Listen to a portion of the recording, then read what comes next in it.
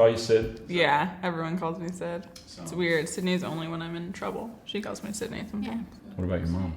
My mom always calls me Sydney because I'm always in trouble.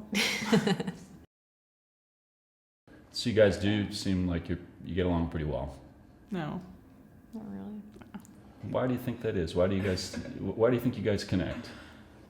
I don't know. I They're think that like funny. we're very like everything. The we don't same- take life too seriously. I think Same kind of sense of humor. That's like the most important thing. Like kind of those little kind of Little jabs. little remark. Yeah. Yeah. They're jabs. I think most people would take them as jabs, but I Yeah. would never jab at someone who I wasn't close with. Yeah. You know, so if I'm jabbing at you, it's because I love you. Yeah. Basically, it's in a affectionate sort of way. But mean. but mean all in the same.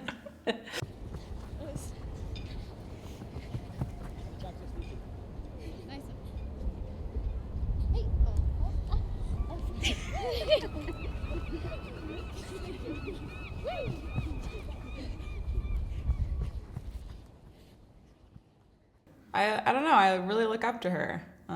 You know, the way she lives her life, and you know, she's very funny and very easygoing, but she can also be serious, just like what we were talking about. You know, lately, especially like with soccer, I feel like I come to her with everything. You know, ask her what I should do in this situation and what, you know, benefits us playing together, since we're playing together now in Seattle and on the national team. So in a soccer sense, like I think that me and her relationship, like over the past couple months, has grown like tremendously. But what's special about her? Special. You're on the spot now, of course. You know. I know. I mean, as a soccer player, or just like as a person. Let's say, are both you guys single, by the way? No. She's not. I I'm am. not single. She is. So what I was going to say is, if you knew this amazing girl, and you were saying, look, you got to meet my friend Megan. Oh, okay. I mean, she's very loving. She's very caring. She's very funny. She's one of the funniest people I know, aside from myself.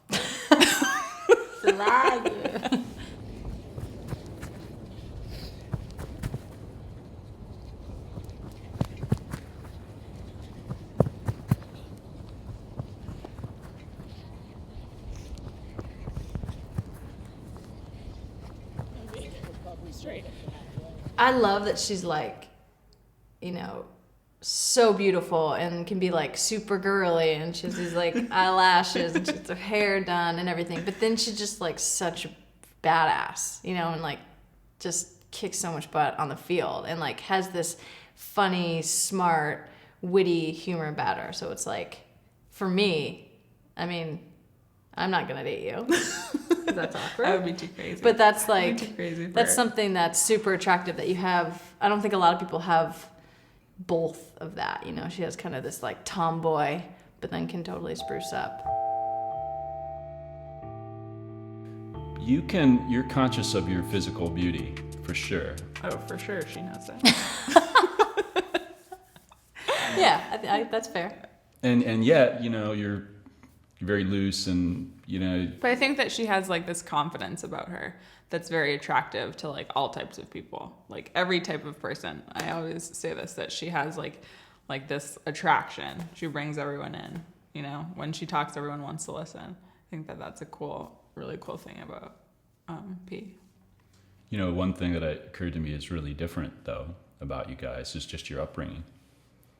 Because you kind of came from the Leave It to Beaver kind of household, didn't you, Megan? Yeah. Both totally. parents there, your dad, you Yeah. know, around doing whatever Yeah, totally. you A needed. bunch of kids and sort of middle class, sort of normal family. Mm-hmm. And yet you said you didn't really have that. Mm-hmm. Yeah, I grew up very different.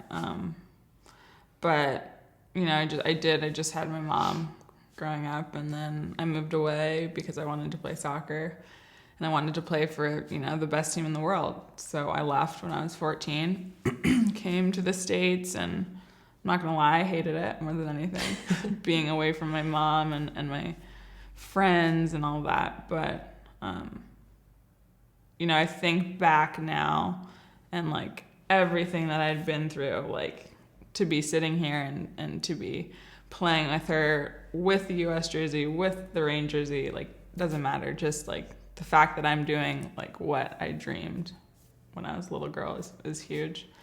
No matter if I had a dad or if you didn't have a dad or what kind of family you grew up in.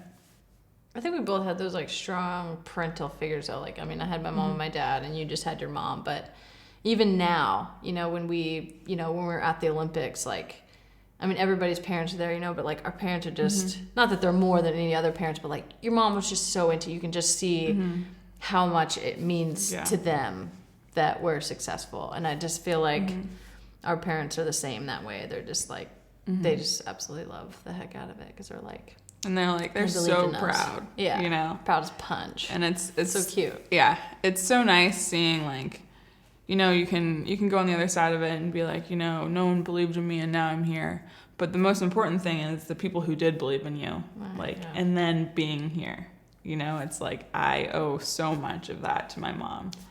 And, you know, she owes that to her parents and her siblings. And, but I think the most important thing is that the people who did believe, you know, you did it for them. And yourself, of course.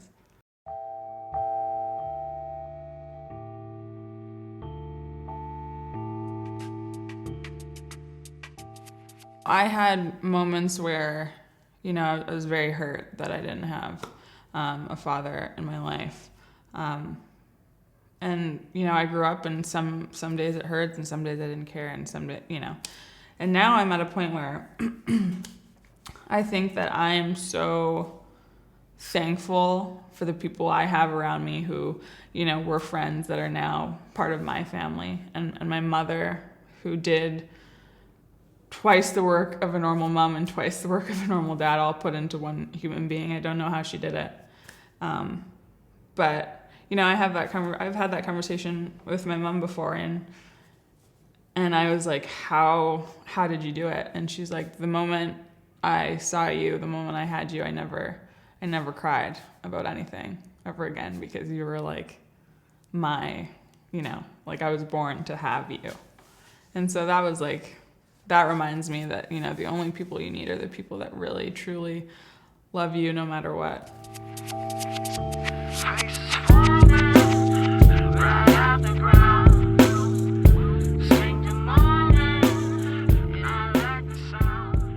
You know, I'm still maturing and there's still a lot of things I need to learn about myself, but I do think that I'm, to the core, a good person. And I think that that's from my mom. And, you know, my dad did give me a lot of things. He probably gave me some of my athletic ability. He gave Sandy too. My mom did too. But I think the most important thing that my dad ever gave me was my citizenship, to be American. So, you know, I can sit here and be like, yeah, he's not really a part of my life, but that was the biggest part of my life, is to be here. So I have to thank him for that. Now, you're kind of ambi-footed in a way, right? Everything. Ambi life. Yeah, she's ambidextrous. Gumby. We call her Gumby. Yeah, I am Gumby. Have you always been that way? I think so. Yeah, when I was younger, I don't know why I started kicking with both feet, but I did. I guess I was okay with both of them. I remember practicing on it a little bit, but not too much. And yeah, I have just, I'm flexible and I kind of have like her leg literally like goes. Yeah, I don't know. I just get some weird stuff going on. I don't really know what happens, but. What about with your hands? A little bit, yeah. I mean, I played basketball and stuff, so I can shoot a little bit with my left hand. Not great, obviously, because basketball is a little more one-hand dominant. But yeah, I think I'm coordinated that way, I guess. Got it. Kind of. Saved it. You know, the most basic thing about soccer that's magical is that you can't use your hands. But as athletes who played other sports, and yeah, sure, you love soccer, do you miss that? And do you ever get that? Because, I mean, you guys could have played basketball, baseball, certainly. And that's something that you guys miss in a way. You don't get to do that. I mean, do you ever get that outlet where you get to use the coordination of your hands? Yeah, I mean, I played baseball up until I was 14 years old. So, and my entire family is a huge baseball family, so I was the only one who went a different route. But I still play. I still throw the ball around and stuff when I can. But I mean, do I miss it? I wouldn't say I miss it. I think that what we're doing right now is pretty cool. But I think I miss messing around. Like if there's ever a basketball hanging around, I always want to shoot or dribble or just kind of mess around. Throw football or, park games and stuff like that. Yeah, she can throw a football. Yeah. Surprisingly. I love anything like that. Any kind of sports like that is just fun. In those sports too, you don't need a ton of people. You can just throw the ball around or shoot by yourself or something. So I do miss basketball quite a bit. I loved playing basketball. I was like way too short to be playing basketball. Yeah, I'm just picturing her playing basketball, her lankiness and her so skinny legs. With like those big basketball shorts. It wasn't good. So yeah, I miss it a little bit, but I don't think any of those sports compare to what we do.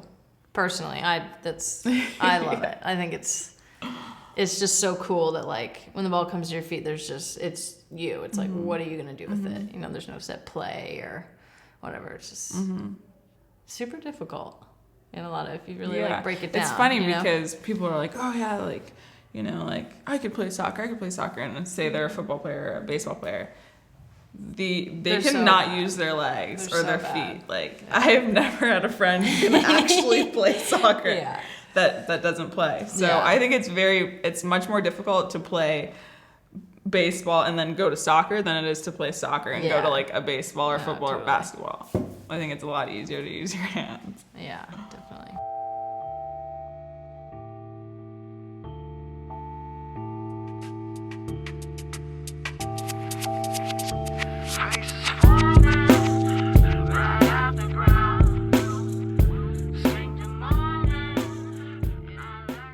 What about having kids in the future, and what do you think about? I mean, is it something that's important to you, or it's not?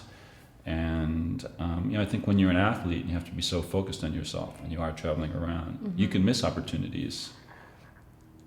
And it's also hard to let people in. Yeah. And yet, it's a pillar of happiness for all of us, even for pro athletes, and maybe especially because people don't always get to appreciate you as people, your kind of things. Right. And, what do you guys think about that? Megan, I'll start with you. We've had this conversation. That's why it's so funny. I don't know. I don't know if I want to have kids yet. I think I can say pretty confidently I don't want to have kids while I'm playing. I think it's incredible when people do. And I think that if I did it, you just do it and it would be fine. It's just something that, once you have a kid, your instincts click in and you're fine, you do it. I personally don't want to do that. After, I don't know. I think if I ever get to the point where I'm like, yeah, I really want to have kids, then I'd be more than happy to do that. I think that I would be a good mom, and I love kids. I love being around kids. I love the kids on the team. They're just like so cute. I maul them. But I don't know. I don't know if I want them or not. Definitely not while I'm playing. She's gonna laugh. Syd told me she wanted kids when she was 26. I was like, that's in 3 years. No. You're not gonna be ready. I was like, I grew up by myself, so I definitely want to have a huge family. But for me, like with the kids on the team, I'm like very like I don't know how to like deal with like a child, so I don't really carry them or like play. I don't know how. So I think that I would have to learn. I think that the first child I'll be comfortable with will be my own. But I want to have a big family for sure. But yeah, you're right. It is hard to have a relationship with the things that, our schedule in our life. So, will I have one while I play? I would want to. I do want to. But who knows?